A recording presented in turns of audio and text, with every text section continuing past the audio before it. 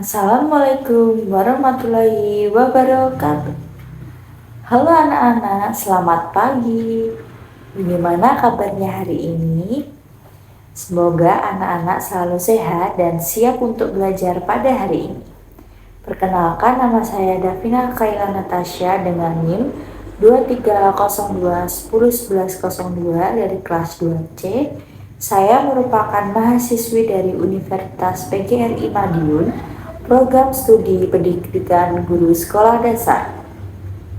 Jadi, hari ini kita akan belajar IPA tentang ciri-ciri makhluk hidup, yang mana untuk tujuan pembelajaran kita yaitu yang pertama, untuk mengetahui definisi makhluk hidup. Yang kedua, untuk mengetahui jenis-jenis makhluk hidup. Dan yang ketiga, untuk mengetahui ciri-ciri makhluk hidup.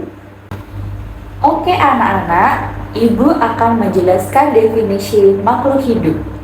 Jadi, makhluk hidup merupakan suatu organisme yang dapat mempertahankan dirinya dari berbagai perubahan lingkungan dan dapat berkembang biak.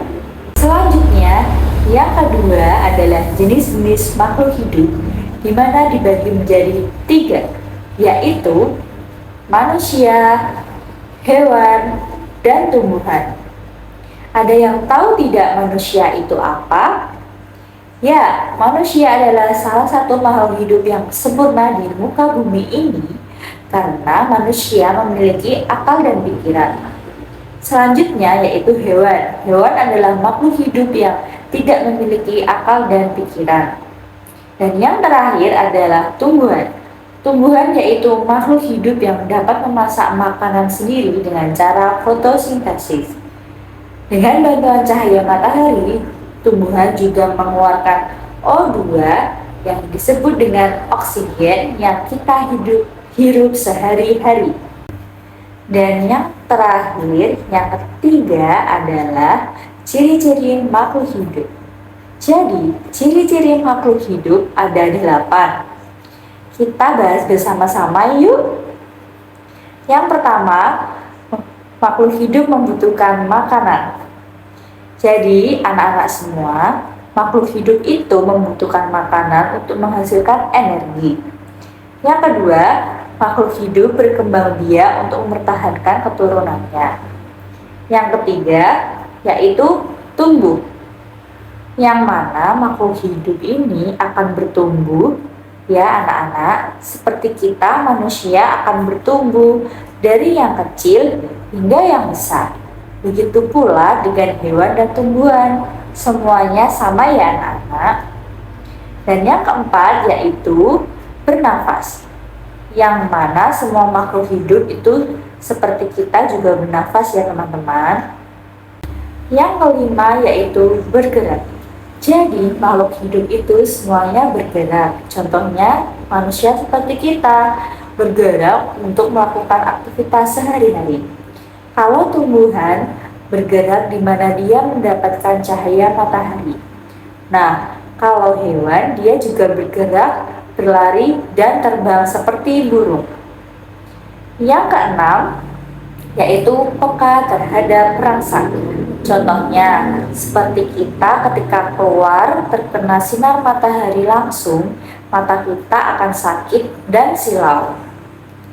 Nah, kalau tumbuhan yang peka terhadap rangsang yaitu tumbuhan putri malu, yang ketika kita sentuh daunnya, dia akan layu dan menguncup.